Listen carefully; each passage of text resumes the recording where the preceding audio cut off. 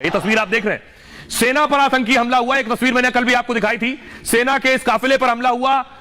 लगभग 200 go round firing हुई है। जी हां, आतंकियों ने 200 राउंड फायरिंग की है। पूरी गाड़ी आप देख रहे हैं छलनी, चारों तरफ बुलेट मार्क्स आपको नजर आ रहे हैं, शीशे टूट गए हैं और एक हमारा भाई, हमारा जवान शहीद हुआ। लेकिन आपको दिखाऊं, 200 राउंड फायरिंग हुई। गोलियां देखिए जरा, ये आप देख रहे हैं, ये खोखे जो गोलियां चली है, बताया जा रहा है ये खोखे 200 ऐसे खोखे हैं और ये मेड इन चाइना है। यानी ये जो गोलियां आतंकी चला रहे थे ये सब चाइनीज थी, चाइना की बनी हुई गोली थी। आतंकियों को चाइना की गोली, चीनी गोलियां कौन पहुंचा रहा है, सवाल यह है। और इस हमले में हमारे जवान विकी पहाड़े शहीद हो गए, जो कि मध्य प्रदेश के रहने वाले थे। अब इसमें जो हाथ सामने आया है आतंकी संगठन का, जैश ए मोहम्मद का सरगना मसूद अजहर, और मसूद अजहर का ही संगठन है पीएएफएफ का हाथ सामने आया है। आपको याद होगा, आपको बताऊं मैं कि ये जो हमला हुआ हमारे जवानों पर, ये कहां हुआ है हमला, जरा ये देखिए। उसके बाद आपको बताऊंगा कि इस पूरी साजिश को कैसे अंजाम दिया गया।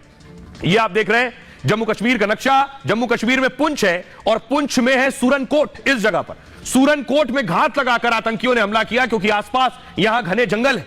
इनके जंगलों की मैं आपको तस्वीर दिखाने जा रहा हूं। देखिए जरा, जंगल इस कदर घना है कि आतंकी इन्हीं जंगलों में छिपे रहते हैं। जैसे ही सेना का काफिला गुजरता है, ये जंगल आप देख रहे हैं, इतना घना जंगल है। इस जंगल में रहने के आदी होते हैं, गुफाओं में रहते हैं और घात लगाकर निकलते हैं। बड़ी बात यह कि सेना का ये जो आर्मी ट्रक था, ये ट्रक एक बुलेट प्रूफ था, एक बुलेट प्रूफ नहीं था।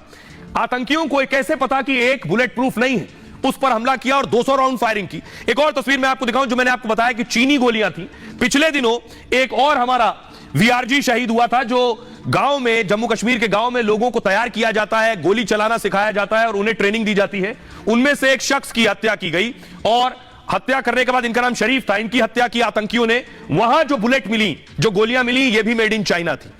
अब मैं आपको दिखाने जा रहा हूं, जो हमला कल हुआ उससे पहले कुछ संदिग्ध दिखाई दिए थे। देख रहे हैं, ये दो संदिग्ध है। वक्त देखिए, सुबह 4:20 का वक्त है और ये संदिग्ध लगभग 6 घंटे तक घूमते रहे।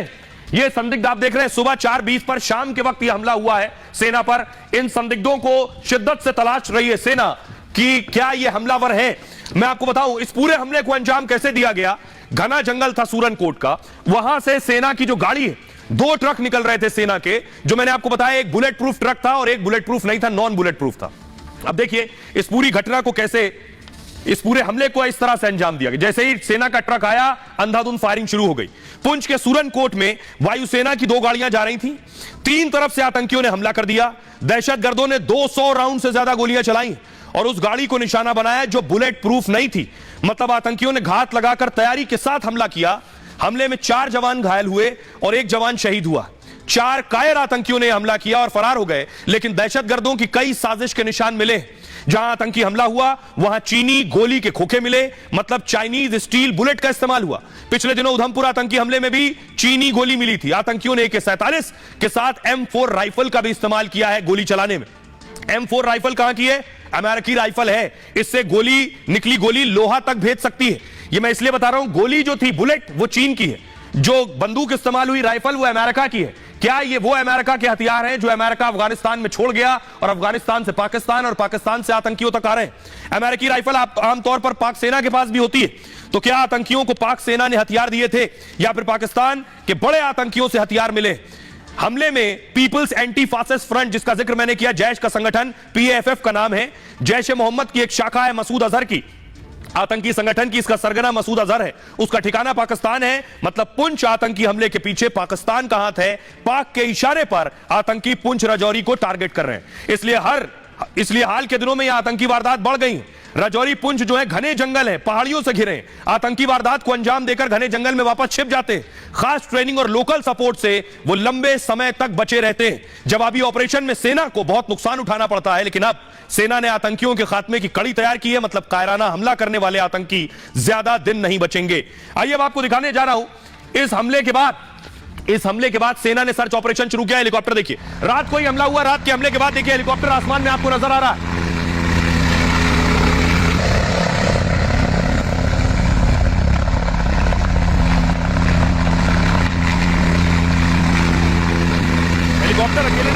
हेलीकॉप्टर के बाद यह सर्च ऑपरेशन ग्राउंड पर शुरू हुआ, क्योंकि घना जंगल है, रात का अंधेरा है, आतंकी हमला करके फरार हुए। तो हेलीकॉप्टर से पहले एरियल सर्च हुआ, उसके बाद जमीन पर जंगल में सेना के जवानों को उतारा गया। तस्वीर देखिए सर, फौरन जवान पहुंचे हमारे, ये तस्वीरों से खुद बयां हो रहा है।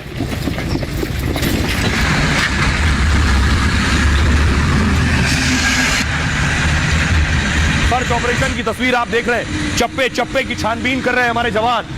आतंकियों को शिद्दत से तलाशा जा रहा है और ढूंढकर ठोक देने के साफ आदेश है।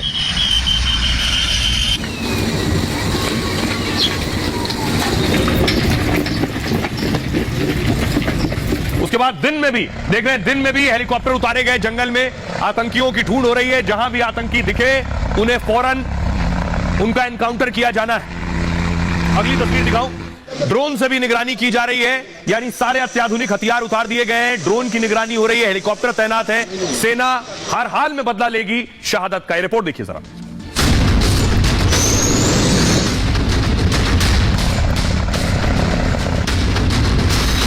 आतंकियों ने घात लगाकर हमला किया, तो अब सेना चुन चुन कर बदला लेगी।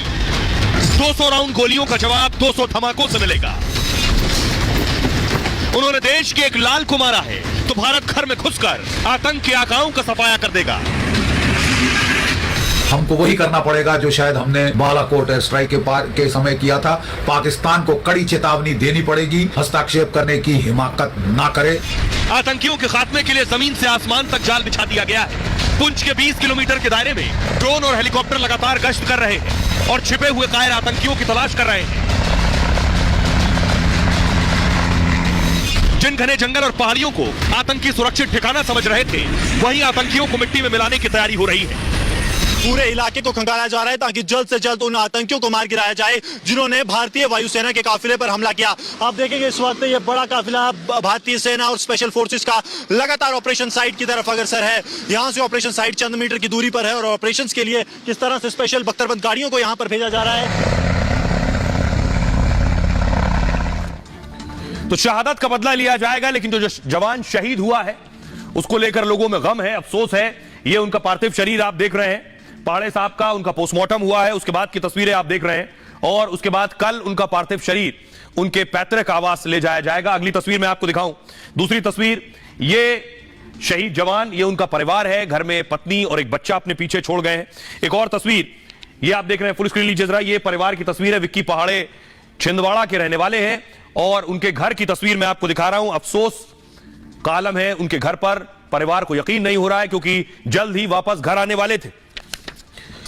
छिंदवाड़ा कलाल बेशक कुर्बान हुआ हो, लेकिन देश हमेशा यह कुर्बानी याद रखेगा। आपको बताऊं पहाड़े साहब के बारे में, यह उनके परिवार की तस्वीर है, ये उनकी सेना की वर्दी में तस्वीर, वायुसेना का वो आर्मी ट्रक था। पुंछ हमले में मध्य प्रदेश का ये लाल शहीद हो गया है। 33 साल के विक्की पहाड़े छिंदवाड़ा के रहने वाले थे। 13 साल पहले भारतीय वायुसेना में भर्ती हुए थे। वो कॉर्पोरल यानी वायुसेना की एक टुकड़ी के प्रमुख थे। विक्की अपनी बहादुरी के लिए हमेशा जाने जाते थे। बेटे का जन्मदिन मनाने के लिए 3 दिन बाद घर आने वाले थे, सिर्फ 3 दिन बाद। इससे पहले पिछले महीने बहन की शादी पर घर आए थे। परिवार के लोगों ने कहा कुछ दिन और रुक जाओ, तो विक्की ने कहा सबसे पहले देश की सेवा है। साथ में वादा किया था कि बेटे का जन्मदिन आ रहा है, 3 दिन बाद मैं आऊंगा। छिंदवाड़ा में विक्की के आने और बेटे के जन्मदिन को लेकर पहले से तैयारियां चल रही थी और उधर विक्की जम्मू कश्मीर में देश की सेवा में लगे हुए थे। पुंछ में विक्की ने आतंकियों का जमकर सामना किया, लेकिन कायराना वार में विक्की पहाड़े शहीद हो गए।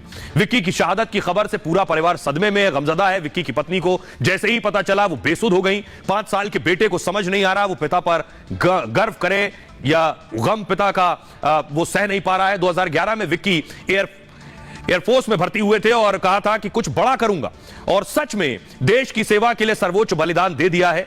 विशेष विमान से उनका पार्थिव शरीर नागपुर लाया जा रहा है और कल छिंदवाड़ा में उनका अंतिम संस्कार किया जाएगा। पूरा छिंदवाड़ा अपने लाल को आखिरी सलामी देगा। आइए अब आपको सुनवाता हूं, सुनिए क्या कुछ कह रहे हैं एक्स डीजीपी वैद्य। पिछले 2-3 सालों से हम लगातार देख रहे हैं कि पाकिस्तान की आईएसआई, पाकिस्तान की फौज रजौरी पुंछ इलाके में टेररिज्म को दोबारा जिलाने की कोशिश कर रही है। लेकिन अब समय आ गया है कि केवल रक्षात्मक कार्रवाई और प्योर डिफेंस और रिएक्टिव मेजर्स के से आगे बढ़कर हमको वही करना पड़ेगा जो शायद हमने उड़ी सर्जिकल स्ट्राइक के टाइम किया था, बालाकोट एयर स्ट्राइक के समय किया था। हमको बॉर्डर के पार हिट करना पड़ेगा। पाकिस्तान को कड़ी चेतावनी देनी पड़ेगी कि वो फिर से हस्तक्षेप करने की हिमाकत ना करे। तो जीडी बख्शी साहब को सुन रहे थे, एसपी वैद्य साहब क्या कह रहे हैं वो मैं आपको आगे सुनवाऊंगा, लेकिन आइए अब आपको मैं दिखाऊं इस पर सियासत हो रही है। फारूक अब्दुल्ला साहब क्या कह रहे हैं? उनका कहना है कि इस मामले में बात होनी चाहिए पाकिस्तान के साथ। योगी आदित्यनाथ उन्हें जवाब दे रहे हैं। आइए मैं आपको बताऊं, शहादत का अपमान कर रहे हैं हमारे सियासतदान। क्या कह रहे हैं? और चुनाव चल रहे हैं, पुंछ पर हमला हो गया, कोई इसे पुलवामा से जोड़ रहा है। फारूक अब्दुल्ला कह रहे हैं हमारे सिपाही रोज शहीद होते हैं और सरकार खामोश है। अगर चीन से 19 बार बात कर सकते हैं तो फिर पाकिस्तान से क्यों नहीं कर सकते? योगी ने कहा विपक्षी भारत के दुश्मनों को समर्थन वाला बयान है, वो राष्ट्र की सुरक्षा के साथ खिलवाड़ कर रहे हैं और बहादुर जवानों की शहादत का अपमान कर रहे हैं। देश का माहौल खराब करने में भी ये पीछे नहीं रहते। चरण सिंह चन्नी पूर्व पंजाब के सीएम है, देखिए क्या कह रहे हैं पंजाब के पूर्व सीएम। उन्होंने कहा पुंछ में हुआ आतंकी हमला चुनावी स्टंट है। सोचिए, राहुल गांधी के करीबी हैं ये और पुंछ में एक जवान शहीद हो गया, कह रहे हैं ये चुनावी स्टंट है। चुनाव आने पर बीजेपी को जिताने के लिए ऐसे स्टंट होते हैं। ये पहले से सुनियोजित हमला है, कोई सच्चाई नहीं है। सोचिए, राहुल गांधी को जवाब देना चाहिए, उनके नेता जिसको सीएम बनाया वो ऐसा बयान दे रहा है। अनुराग ठाकुर ने कहा इससे ज्यादा घटिया मानसिकता कांग्रेस की क्या होगी, जिन्होंने सेना को मजबूत नहीं किया, हथियार नहीं दिया, बस 10 साल तक दलाली खाने का इंतजार किया है। मनोज झा कह रहे हैं पुलवामा की रिपोर्ट आज तक नहीं आई। सोचिए, बात पुंछ की हो रही है और बात पुलवामा की कर रहे हैं आज। और गृह मंत्री कहते हैं सब कुछ काबू में है, हमारे जवान की शहादत हो रही है और बस फूल माला टांग कर निश्चित हो गए हैं। मनजिंदर सिंह सिरसा ने कहा पाकिस्तान और राहुल गांधी एक दूसरे का समर्थन कर रहे हैं और कांग्रेस हमारे जवानों के बलिदान को कम कर रही है। सुनिए इन सियासतदानों को जरा क्या कह रहे हैं, उसके बाद आपको बताऊंगा कि आतंकी बौखलाए हुए क्यों। हर भारतीय से कहना चाहता हूं, 20 जम्मू कश्मीर का इंसान हो रहा है, पाकिस्तान से आतंकवाद आ रहा है, कैसे बंद करेंगे? जब तक बातचीत पाकिस्तान से नहीं होगी तब तक ये आतंकवाद मैं आपको लिख के देता हूं, खून से लिख के देता हूं, ये बंद नहीं होगा। हमारे लोग सिपाही, उनके लोग और सिपाही मारे जाएंगे। जिनकी पैरों के नीचे की जमीन खिसक चुकी है, वे लोग हताशा निराशा में इस प्रकार के बयान दे रहे हैं जिससे कंगाल पाकिस्तान भी इन बयानों से खुश होता है। इसीलिए पाकिस्तान की ओर से इन इंडी गठबंधन से जुड़े हुए नेता राहुल गांधी के बारे में, राहुल गांधी के समर्थन में और उनके नेताओं के समर्थन में बयान आते हैं। जब इलेक्शन आते हैं तो ऐसे स्टंट खेले जाते हैं और बीजेपी को जिताने का संविधान तैयार किया जाता है। सारे पहले से तैयार करके हमले करवाए जाते हैं। ये बीजेपी को जिताने का एक स्टंट होता है, इसमें सच्चाई नहीं होती। जवान का शहीद होना कांग्रेस के लिए नौटंकी और ड्रामा है, राजनीतिक ड्रामा है। ये है कांग्रेस का असली चेहरा, ये है गांधी परिवार का असली चेहरा। ये कोई नई बात नहीं है, कांग्रेस के खून के अंदर ये घटियापंथी है। तो कांग्रेस के नेता ऐसा बयान देते हैं इसलिए कि बची हुई कुछ सीटें हैं वो भी और नीचे चली जाएं। ऐसे बयानों के बाद फिर कोई जवाब नहीं उनकी पार्टी के बड़े नेताओं पर, ना कोई ट्वीट है। अब देखिए आतंकी हमला क्यों कर रहे हैं। जम्मू कश्मीर की 5 सीटों पर चुनाव होने हैं लोकसभा में। जिस पुंछ में हमला हुआ है, अगली 25 मई को वहां चुनाव होने हैं। पुंछ राजौरी अनंतनाग लोकसभा क्षेत्र में आता है। 19 अप्रैल को पहले चरण में उधमपुर में मतदान हुआ और 26 अप्रैल को दूसरे चरण में जम्मू की सीट पर वोटिंग हुई। अब जरा आंकड़ा देखिए, उधमपुर में करीब 68% मतदान हुआ और जम्मू में 72%। ये 70 और 72% जो मतदान हो रहा है ये आतंकियों को डरा रहा है, क्योंकि ये डराते रहे लोगों को कि वोट देने मत निकलना, लेकिन वहां 70% लोग वोट दे रहे हैं। ये बाकी उत्तर भारत में इतने वोटिंग परसेंटेज नहीं जितना जम्मू कश्मीर में। यही आतंकियों की बौखलाहट है। सुनिए क्या कुछ कह रहे हैं अब एक्स डीजीपी एसपी वैद्य साहब। इंडियन एयरफोर्स पर हमला हुआ है और उसके 5 लोग इंडियन एयरफोर्स के जख्मी हुए हैं। इसमें कैजुअलिटी भी फेयर की जाती, बट इसमें कोई सरप्राइजिंग नहीं है, क्योंकि या इस इलाके में अभी इलेक्शन का टेम्पो बना हुआ था और पाकिस्तान की एस्टैब्लिशमेंट इस चीज़ को कैसे बर्दाश्त कर सकती है कि भारत के लोग, खासकर जम्मू कश्मीर के लोग, अपना डेमोक्रेटिक राइट को एक्सरसाइज करें, फ्रेंचाइज को एक्सरसाइज करें। पाकिस्तान की एस्टैब्लिशमेंट अपने लोगों को तो डेमोक्रेसी डिनाई करती है, तो या इस रीजन में किस तरह से वो बर्दाश्त करेंगे। तो यही इस इलाके में खास ध्यान देने की जरूरत है, क्योंकि अभी इलेक्शन कमीशन ने इसको पोस्टपोन किया है कुछ दिनों के लिए।